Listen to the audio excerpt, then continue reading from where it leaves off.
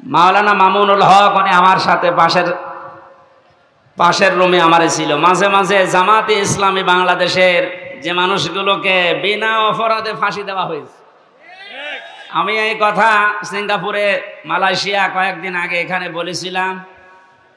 এই জালেম যারা এ দেশে 17 বছর জুলুম করে গেল, এই জালেমদের দোসর এখনো ওখানে পালিয়ে আছে। ওরা যে ওই দেশের রাষ্ট্রদূত যারা পররাষ্ট্র মন্ত্রণালয় আছে, ওদের কাছে নালিশ দিয়েছে যে উনি যুদ্ধ অপরাধী যারা মামলার আসামি তাদের পক্ষে কথা বলে। এটা যদি আমার অপরাধ হয়ে থাকে, আবু সাইদ সহ বাংলাদেশের হাজারের উপরে কয়েকদিন 5 তারিখের আগে যারা মানুষকে বিদায় করে দিল, এরা কি মানবতা বিরোধী অপরাধী না? আপনি শুধু নিজের দিকে টানবেন কেন? এরা যারা মারা গেছে এরা মানুষ না?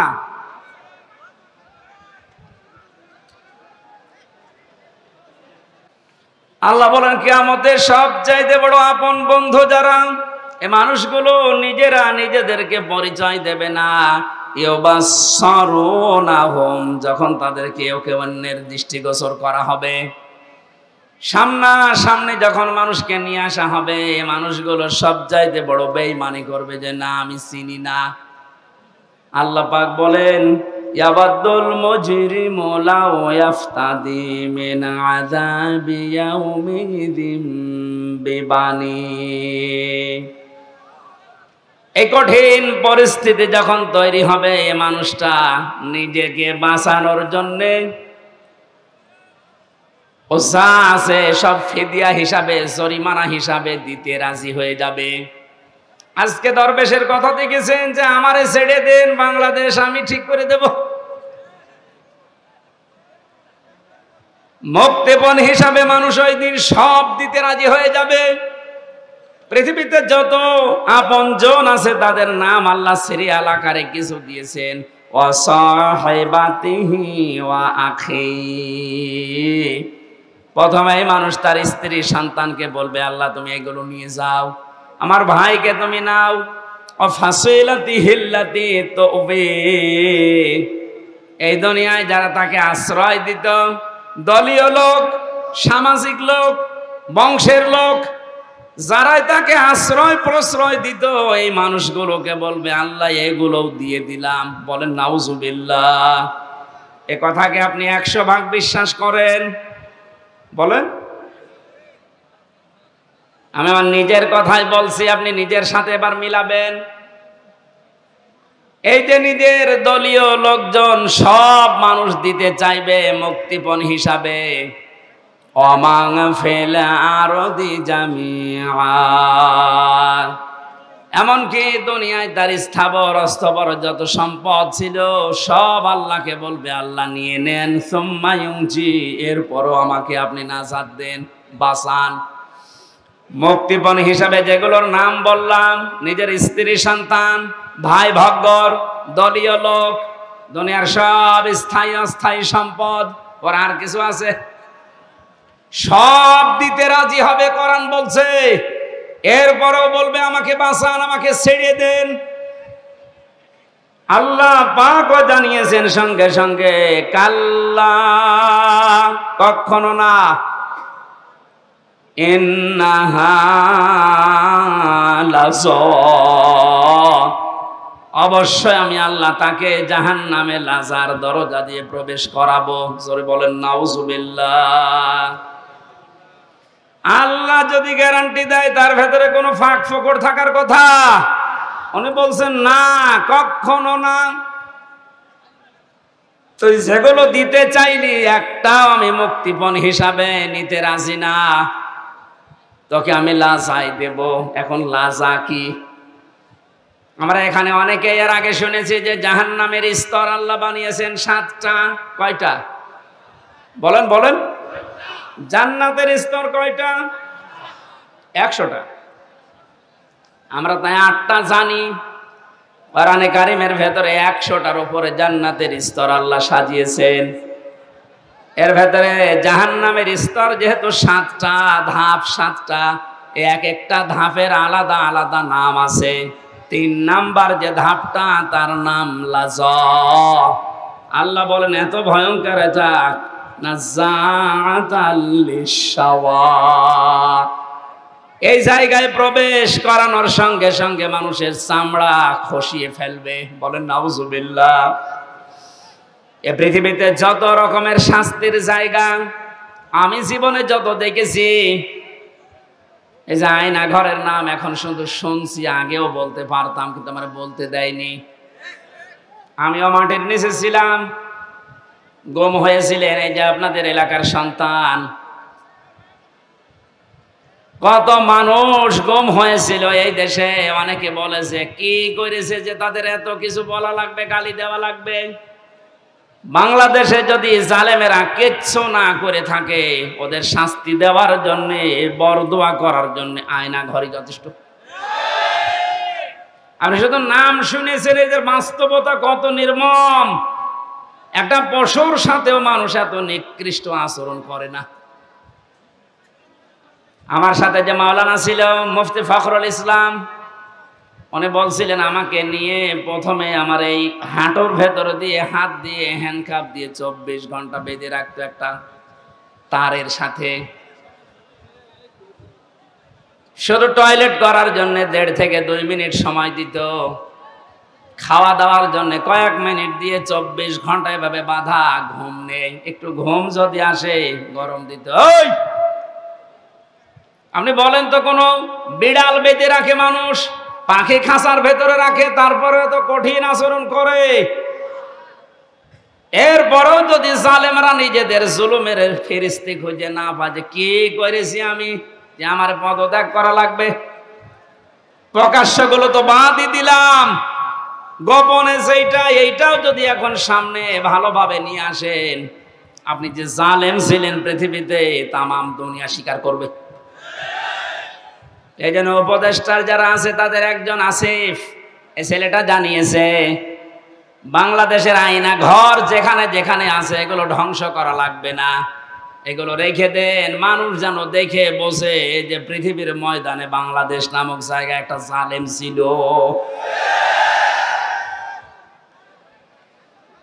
জালেমদের জন্য আপনি মায়া দেখায় অনেকে, এখন বলে না কি আর করেছে। সারা দেশের 18 কোটি মানুষও যদি আপনাকে মাফ করে দেয়, আমি আমার বাস্তবতা থেকে বলছি ব্যারিস্টার আরমানের বউ আপনাকে মাফ করবে না। ইলিয়াস আলীর স্ত্রী আপনাকে মাফ করবে না, যে ধোঁকা দিয়ে তাকে বোকা বানালেন যে আমি কিছু জানি না, অথচ প্রমাণ হয়েছে ওনাকে মেরে ফেলা হয়েছে। ও গাইবান্ধাবাসী, এ কথাটা আমি ভেতর থেকে বলছি এই কারণে, কারণ জালেম ছাড়া এখনো পর্যন্ত আমরা দেখতে পাচ্ছি অনেকে জালেমের পক্ষে সাফাই গাচ্ছে। কয়েকদিন আগে গোপালগঞ্জের এক জালেমের দোসর ও জানিয়েছে, আপা ঘাবড়াবেন না, আপনি ঘাবড়ালে আমরা নরম হয়ে যাই। এখনো এই কথা বলেন, ওনার বিবেক আছে?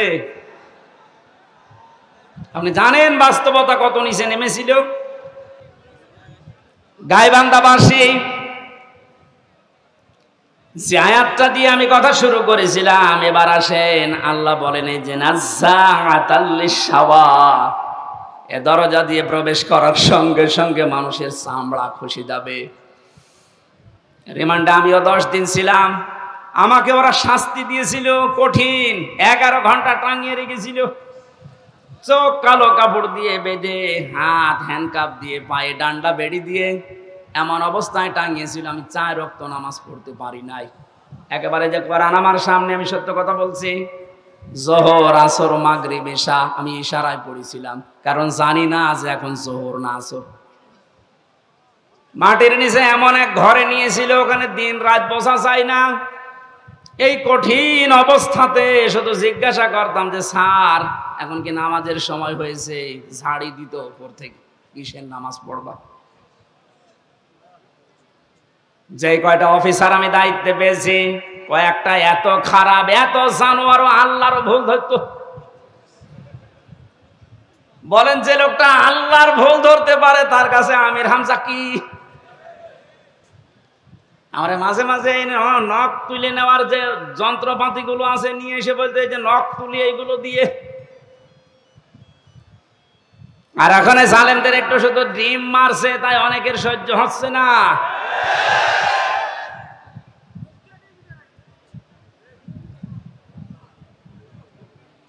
এত বড় কঠিন শাস্তির ভেতরে কেউ 8 বছর 10 বছর, আমি তো কান্নার আওয়াজ শুনতাম মাঝে মাঝে 7 তলা থেকে। কারারক্ষীরা বলতো, এমনকি ওখানে প্রশাসনের যে মানুষগুলো বলতো, হুজুর এখানে অনেকেই 2 বছর 3 বছর 5 বছর আছে, কেউ জানে না। আপনি যদি বাইরে যেতে পারেন বলবেন। কিন্তু ভাগ্যের নির্মম পরিহাস, বের হওয়ার পরে এমন এমন থ্রেট দিয়েছে, যদি কোনো কথা উচ্চারণ করি আমিও গায়েব হয়ে যাব। আল্লাহ যেহেতু নিচে দয়া করে এখন সুযোগ দিয়েছে, এ বাংলাদেশে শুধু ডিবি অফিসে না, এই ডিজিএফ এর দায়িত্বে যারা আছে, আর্মির এখানে মাটির নিচে আয়না ঘর না, এরকম বহু জায়গায় আছে, যেখানে যেটা আছে খুঁজে বের করে ওখান থেকে সবাইকে তাড়াতাড়ি মুক্ত করে দেন। এটা মানবতার সাথে সবচাইতে বড় অপরাধ এই আয়না ঘর, এই গুম। আজকে বিশ্ব গুম দিবস ছিল। বাংলার মানুষেরা এ কঠিন কঠিন শাস্তির পরও আমরা ব্যারিস্টার আরমানের দিকে তাকিয়ে দেখলাম, ওনার মাথার চুল উঠে গেছে কিন্তু চামড়া ওঠে নাই। আর আল্লাহ বলেন নাযাতাল লিশাওয়াত, এই লাজা দিয়ে প্রবেশ করার সঙ্গে সঙ্গে মানুষের আগে চামড়া উঠে যাবে। এখন আপনি টের পাচ্ছেন তো কঠিন, কত বড় ভয়ঙ্কর জায়গা। এই লাজার ভেতরে আল্লাহ বলেন তাদউ মান আদবারা ওয়া তাওয়াল্লা, তাদেরকে লাজা ডাকতে থাকবে যারা সত্যকে সত্য জানার পরেও পিঠ ফিরিয়ে চলে গেছে। এই দেশে 8:30 থেকে 9:30 থেকে আরম্ভ করেছি, এখন 10:30 বাজতেছে। একটা ঘন্টায় যত কথা বললাম, একটা কথা কোরআনের বাইরে, হাদিসের বাইরে মন মতো বলেছি। কোনো উদাহরণ যদি দিয়েছি কোরআনের সাথে মিলিয়ে দিয়েছি। এই সত্য পথের দিকে আপনাকে আমি আহ্বান জানাচ্ছি। আমরা এক জালেম থেকে মুক্ত হয়ে পৃথিবীর আর কোন জালেমের হাতে ধরা দিতে চাই না। আমরা এখন কোরআনে কারিমের বাস্তব অভিজ্ঞতা দেখতে চাই।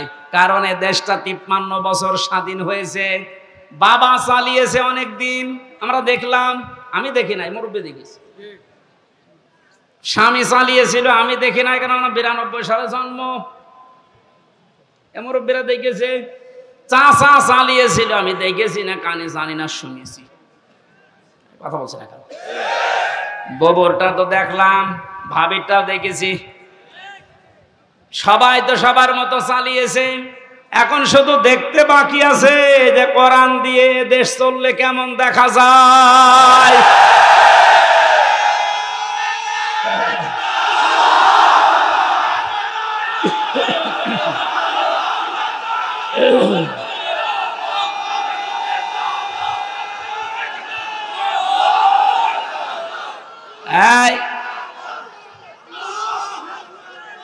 আজকে কে যেন ফতোয়া দিয়েছে যে নারায়েত তাকবীর এই শব্দটা বলা শিরক। কারণ নারায়েত মানে নারুন থেকে এসেছে, এটা পাগল।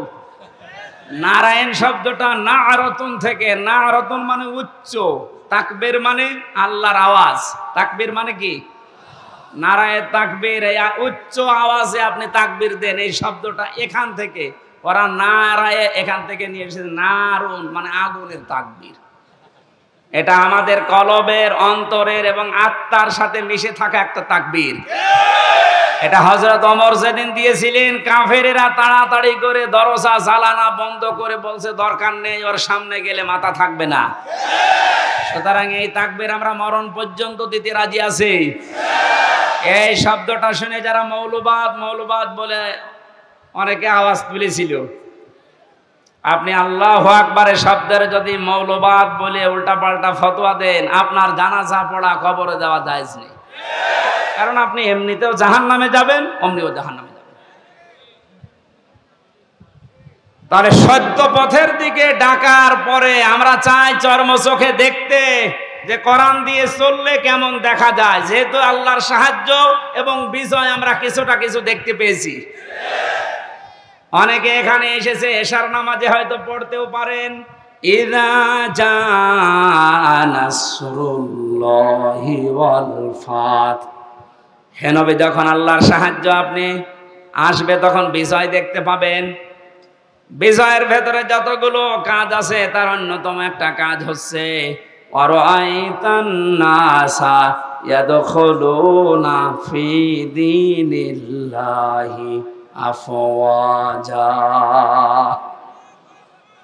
সত্যিই যদি আল্লাহর সাহায্য এসে যায় তখন আপনি বিজয় পাবেন। আমার তো মনে হয় এত বড় বড় মহারথীরা 17 বছর চেষ্টা করে জালেমের একটু চুল পরিমাণ নড়াতে পারে নাই, কিন্তু ছাত্ররা যা করে দেখিয়েছে, এই বৈষম্য বিরোধী ছাত্র আন্দোলনের এই নেতারা, আমার মনে হয় আল্লাহ আবাবিল পাখির মতো তাদের কাজে লাগিয়েছে। এটা নিঃসন্দেহে আল্লাহর সাহায্য এবং বিজয়। আরে বিজয় আসলে যে 7টা কাজ হয়, তার 1 নম্বরের কাজ হচ্ছে দলে দলে পালে পালে মানুষ ইসলামে প্রবেশ করবে। এই 26 দিনে আমরা যেটা দেখতে পেলাম, কথা বলেন না কেন? এই 25 দিনে 5 তারিখ থেকে 30 তারিখ পর্যন্ত তাকান, কত হিন্দু আমিরে জামাতের হাতে হাত দিয়ে মুসলমান হয়ে যাচ্ছে। কত জালেম পর্যন্ত নিজের জুলুম স্বীকার করে আজ ইসলামে আসতেছে। আজকের একটা জরিপ পেয়েছি, আগস্টের 5 তারিখের আগে এই দেশে মাত্র 20 জন মানুষ চাইতো 100 জনের 20 জন যে ইসলামে দেশে কায়েম হোক, কিন্তু এই 25 দিনের মাথায় এখন অবস্থা এমন দাঁড়িয়েছে, এই দেশে এখন 100 জনের 35 জন মানুষ চাচ্ছে যে ইসলাম কায়েম হোক। এ সময়টা একটু চাইতে দেন। বাংলাদেশে যারা একামতে দিনের দায়িত্ব পালন করে, এই মানুষগুলোর যে ইখলাস আমি দেখেছি। আমি তো বাস্তব ওয়াজ করছি ওনার সাথে, আমি 4 দিন থেকে জেলখানায় একেবারে পাশাপাশি আমি দেখেছি লোকটার আমল, লোকটার ঈমান। এটা পরবর্তী আয়াতে ওটা আসবে। ওনার যে মর্যাদা, ওনার যে ভরসা, তাওয়াক্কুল আল্লাহর উপরে। আমির হামজাকে লক্ষ্যটা এক জায়গায় করলে ওই রকম তাওয়াক্কুল হবে না। আমি কত আলেমকে জেলখানায় কাঁদতে দেখেছি, আফসোস করে, এমনকি আল্লাহকেও দোষারোপ করে। অথচ লোকটা একটা জেনারেল মানুষ, একটা ডাক্তার, কাদের সংস্পর্শে এসে কোন জায়গায় যে আল্লাহ পৌঁছিয়ে দিয়েছে তারে। আমি যে প্রথমে বলেছিলাম, কেউ যদি জিন্দা ওলি দেখতে চান ওনার দিকে তাকাবেন, কারণ ওনার আমল, ওনার কাজ কারবার, অ্যাক্টিভিটিস, ইখলাস আমি নিজের কাছে থেকে 4 দিন দেখেছিলাম। আমি যুবক মানুষ, এখন 33 বছর বয়স আমার। সারাদিন কোনো কাজ ছিল না, শুধু চিন্তা ছাড়া। তারপরও রাত 9টা 10টার পরে আমি শুয়ে পড়তাম। আরে মুরব্বী মানুষের মাথার উপরে এতগুলো মামলা। ওনার ছেলে ওই সময়ও ছেলে, ওনার স্ত্রী অসুস্থ, ওনার সহকর্মী সহযোদ্ধা যারা এই যে হাজার হাজার পালিয়ে বেড়াচ্ছে, হাজার হাজার ছেলে। ওনার দলের প্রতীক নেই, দল নিষিদ্ধ। এরকম কঠিন মুহূর্তেও লোকটার চেহারার ভেতরে চিন্তার কোনো ছাপ নেই। প্রতি সপ্তাহে 4টা 5টা করে হাজিরা দিয়ে দিয়ে এই যে 8-9 ঘন্টা গাড়িতে থাকা লাগতো। যখন জেলখানায় এসে পৌঁছাতো রাত 9:30 10টায়, বলতাম স্যার খাবার খাবেন না? আপনার এই যে এখানে কিছু দুষ্ট লোক আছে, ওদের মাধ্যমে মোবাইল পাওয়া যায়, চুরি করে নিয়ে এসে দেই। আমার বলছে, হামজা মোবাইল দিয়ে করব কি? আমার কেন, আপনার সন্তান আছে, ছেলে, আপনার স্ত্রী অসুস্থ, আপনার দলের লোক সব পালিয়ে বেড়াচ্ছে, একটু খোঁজ নেবেন না? আমারে যেটা শুনিয়েছে ওই কঠিন মুহূর্তে, আমার বলছে, হামজা আমার সন্তান সহ, স্ত্রী সহ, আমার সহকর্মী সহযোদ্ধাদেরকে আমি আল্লাহর হাতে রেখে এসেছি। আমার তো একেবারে পুরোপুরি বিশ্বাস ওই দিন থেকে যে ওনার এই তাওয়াক্কুলের কারণে এই 25 দিনে 20 থেকে 35-15% মানুষ ইসলামে আসা বেড়ে গেছে। এজন্য মানুষগুলোর ইখলাসের আপনি দাম দিতে শেখেন। এদেশের দেশপ্রেমিক হিসাবে যদি এখন 1 নম্বরের তালিকায় থাকে যারা ভুয়া ভুয়া তুলেছিল, তাদের এখন মানুষ চিনে ফেলেছে।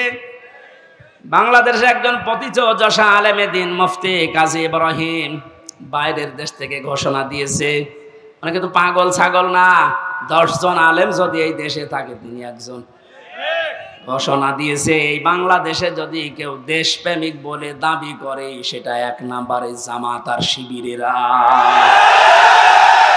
বাকিগুলো যারা এগুলো তুলতেছে, এই কথা শোনে না,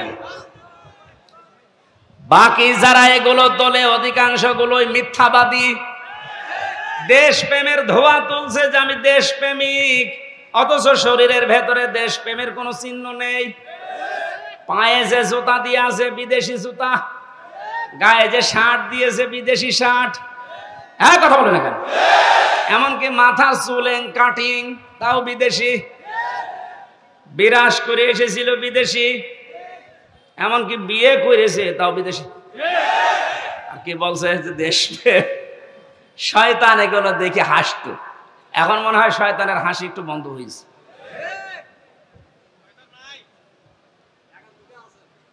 এজন্য সত্য পথে আহ্বান করলে আপনার অন্তত কিছু না থাকলেও কিন্তু বিবেক আছে। বিবেক থাকার পরও যদি কেউ উল্টা দিকে চলে যান, সে যে দলের লোক হন, আপনাকে আল্লাহ লাজাই দেবে। লাজাই গেলে প্রথমে চামড়া খসে যাবে।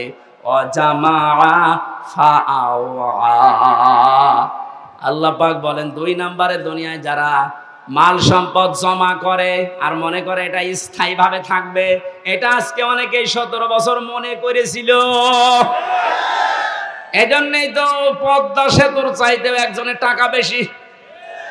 এই দরবেশের টাকার পরিমাণ দেখেছেন, শুধু ঋণ ছিল 36,000 কোটি টাকা পদ্মা সেতু বানাতে। 2 নাম্বারই করে লেগেছে মাত্র 32,000 কোটি। তার মানে ওর টাকা দিয়ে আরেকটা বানানো যাবে। এই আয়াতের সাথে 100 ভাগ মিলে গেছে। ওরা মাল সম্পদ জমা করে আর মনে করে এটা স্থায়ী ভাবে আমার কাছে থাকবে, এ আর হাত ছাড়া হবে না। আল্লাহ এমন ভাবে ধরেছেন, চোখ বন্ধ করার সময় দেয়নি। এই কথাগুলো বলতে বলতে আল্লাহ মানুষের কিছু আচরণ এবার তুলে ধরবেন। এবার আমি সহ যারা বসে আছি প্রত্যেকে আল্লাহর এই আয়াতের সাথে মিলান। ইন্নাল ইনসানা খুলিকা হালুআ। অবশ্যই আমি আল্লাহ মানুষকে বানিয়েছি অস্থির চিত্তরূপে। সব সময় মানুষ শুধু ব্যস্ত ব্যস্ত ব্যস্ত। 2 নম্বরে ইদা মাসাহু শাররু জাজুআ, যখন তাকে কোনো অকল্যাণ স্পর্শ করে তখন হায় হতাশ করে, তখন একেবারে পাগলের মতো হয়ে যায়। ওয়াইদা মাসাহুল খায়রু মানুআ, যখন তাকে কোনো কল্যাণ ভালো কিছু পায় তখন ওই লোকটা কৃপণ হয়ে যায়। মানুষের কিছু চরিত্র বর্ণনা করেছিলেন আল্লাহ রাব্বুল আলামিন বলেন, মানুষ অস্থির, বিপদে পড়লে মানুষ হায় হতাশ করে, নিয়ামত পেলে কৃপণ হয়ে যায়। কিন্তু তারা না, ইল্লাল মুসাল্লিন, মুসাল্লিরা বাদ দিয়ে। কারা বাদ? আমরা এখানে যারা আছি মুসাল্লি কিনা বলেন তো?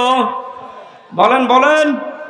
জীবনে যাই করেন না কেন ফরজ নামাজ ছেড়ে দেবেন না।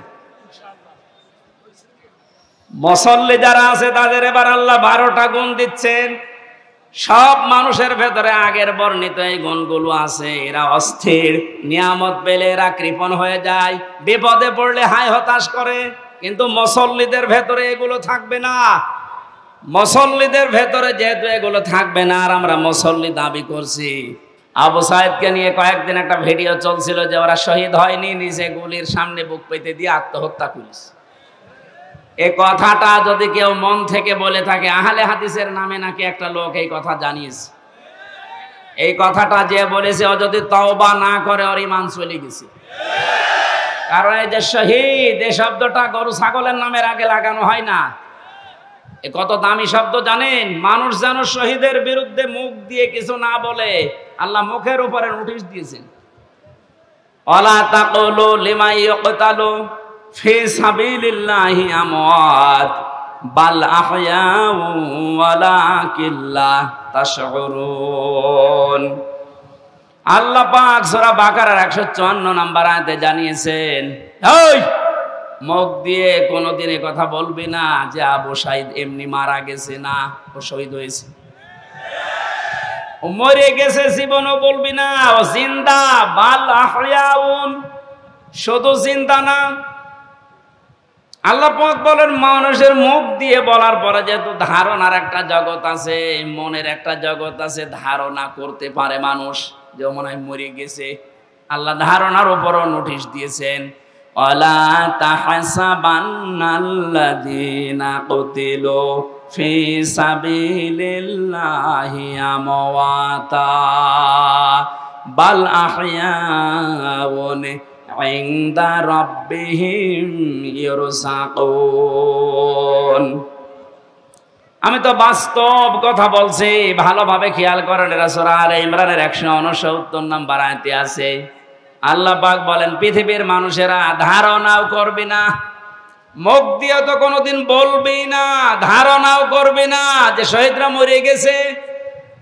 ওরা তো জীবিত এবং আমি আল্লাহর কাছে ওরা খাবার খাচ্ছে। খাবার খেলে মানুষের শরীরে রক্ত গোশত তৈরি হয় না, হয় না? বলেন না কেন? এটার প্রমাণ গায়বান্দারে সাব্বির না কি যেন সাকিব, কবরে দেওয়ার 1 মাস পর যার শরীরে রক্ত পাওয়া যায়, বলেন তো সে যদি খাবার না খাবে তে শরীরে রক্ত পেল কোথায়? নবীজির চাচা হযরতে হামজা রাদিয়াল্লাহু তাআলা আনহু, উনি যখন শহীদ হন তাকে 70 টুকরা করেছিল কাফেররা। এত রাগ ছিল তার উপরে, তার লজ্জা স্থান পর্যন্ত কেটে 3 টুকরা করেছে। যুদ্ধ শেষ হয়ে যাওয়ার পরে নবীজি বললেন, নিয়ে আসো লাশের টুকরাগুলো। বিভিন্ন জায়গায় তারা ছড়িয়ে ছিটিয়ে দিয়েছে, সব এক জায়গায় করে আল্লাহর নবী নিজের পাগড়ি মোবারক দিয়ে ঢেকে দিলেন লাশটা। মাথা থেকে হাঁটু পর্যন্ত ঢাকা হয়েছিল, বাকি হাঁটু থেকে পা পর্যন্ত বেরিয়ে যায়। নবীজি নিজেই লতা পাতা পাহাড় থেকে নিয়ে এসে ওই জায়গাগুলো ঢেকে কবরের ভেতরে দিয়ে বললেন, মাবুদ, আমার চাচা হামজার উপরে আমি এখন পর্যন্ত রাজি আছি। তোমাকে বলছি দয়া করে তুমি আমার চাচা হামজার উপরে রাজি হয়ে যাও। ও গাইবান্দাবাসী, নবীজি যদি কবরের পাশে দাঁড়িয়ে চাচার পক্ষে কথা বলতে পারে, আল্লাহ নারাজ হয়ে যাবে? বলেন। মদিনাতে একবার ঢল হয়েছিল 30 বছর পর, বিশাল আকারে ঢল। এ ঢলে হযরতে হামজার কবর ভেঙে স্রোতের মতো রক্ত আসছিল। ওই সময় যারা ছোটবেলায় যুদ্ধ করেছিল এখন তারা বয়স্ক হয়ে গেছে, মুরব্বী।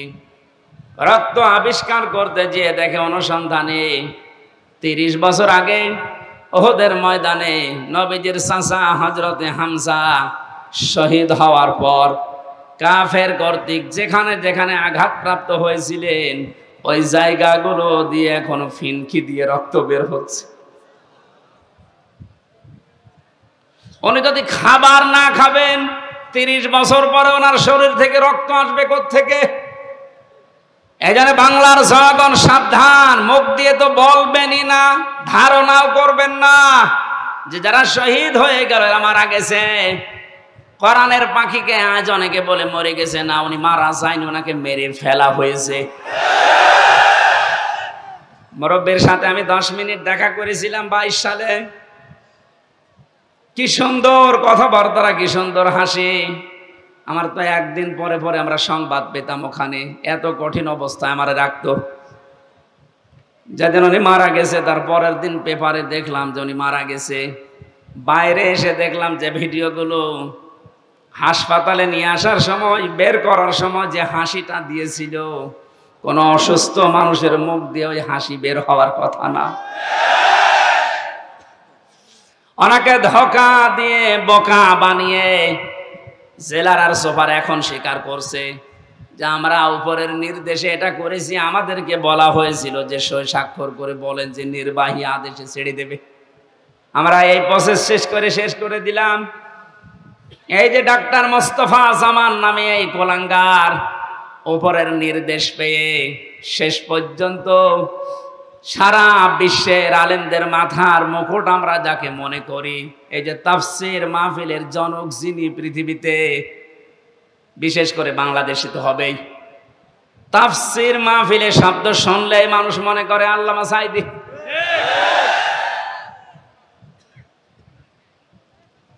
কি ছলা কলা করে ষড়যন্ত্র করে তাকে ইনজেকশনের মাধ্যমে দুনিয়া থেকে বিদায় করে মানুষকে দেখিয়েছে, বিশ্ববাসীকে জানিয়েছে উনি এমনিতে মারা গেছে। উনি এমনি মারা যায়নি, ওনাকে যেহেতু মেরে ফেলা হয়েছে সুতরাং উনি শহীদ। কথা বলেন না কেন? আজকে বিমানে আসার সময়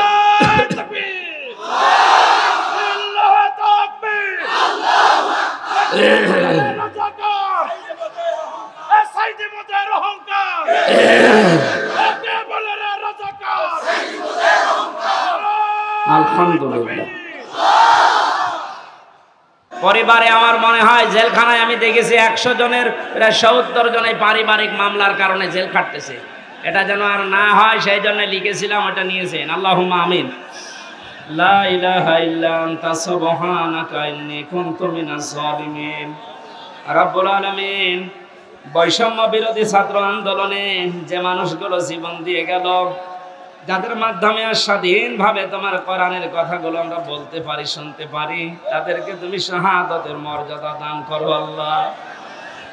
তোমার যে বান্দা আজকে তোমার ইসলাম ধর্মে দীক্ষিত হয়েছে, নাম নিয়েছে নূর ইসলাম, ইসলামের আলো, মেহেরবানি করে ওমরের মতো বানিয়ে দাও। এই পলাশবাড়ির ময়দানে যারা কোরআনের জন্য কষ্ট স্বীকার করেছে এদেরকে মাফ করে দাও। আগামীতে এই মাহফিলটা কোরআনের খেদমতে, কোরআনের প্রচার প্রসারে বিশাল আকারে কবুল করো। মা বোনদেরকে মাফ করে দাও। আইলে আমার কণ্ঠের মারাত্মক ব্যথা করছে, আমার কণ্ঠটা তুমি ভিক্ষা দাও। রব্বুল আলামিন, যত আলেম এখানে বসে আছে, একামতে দিনের খাদেমরা বসে আছে, এদেরকে তুমি আবু বকরের সাথে কবুল করে নাও। এই বাজারে যত মানুষ ব্যবসা বাণিজ্য করে আল্লাহ ব্যবসা বাণিজ্য বরকত দিয়ে দাও। যত এতিম এই পলাশবাড়ির মানুষেরা লালন পালন করছে আল্লাহ, এতিমদেরকে মেহেরবানি করে মুহাম্মদ রাসূলুল্লাহ যেহেতু এতিম ছিলেন তার সাথে তুমি কবুল করে নাও। এদের অভাব অনটন দূর করে দাও। এই রংপুর বিভাগের মানুষেরা বিশেষ করে আমরা জানি বাংলার অন্য এলাকার তুলনায় এরা এমনিতে একটু গরিব মানুষ। আল্লাহ এদের অভাব দূর করে দাও, এদের স্বভাব তুমি ভালো করে দাও। এই গাইবান্ধা জেলাটা কোরআনের ঘাঁটি, সারা বাংলাদেশ এটা জানে। আল্লাহ এটা যেন এরা সামনে প্রমাণ দিতে পারে, সেই ঈমান এবং যোগ্যতা এদেরকে তুমি দাও। বারাকাল্লাহু লানা ওয়া লাকুম ফিল কোরআনিল আযীম। কখন কার মরণ চলে আসে জানি না। মরতে আমাদের দুঃখ নেই, চিন্তাও নেই, ভাবনাও নেই, কিন্তু আমরা শাহাদতের মরণ চাই। কোরআনের পাখি সারাটা জীবন দোয়া করতো, আল্লাহুম্মা ইন্নী আসআলুকা শাহাদাতান ফি সাবিলিক। আল্লাহ জানে তুমি তাকে শাহাদতের মরণই দিয়েছো। আমরা সবাই মন থেকে এই দোয়া করছি, আল্লাহ তুমি আমাদেরকে শাহাদতের মরণ দিয়ে ধন্য করো। যখন এই মরণ আসবে শেষ কথা যেন আমাদের মুখ দিয়ে বের হয়, লা ইলাহা ইল্লাল্লাহু মুহাম্মাদুর রাসূলুল্লাহ।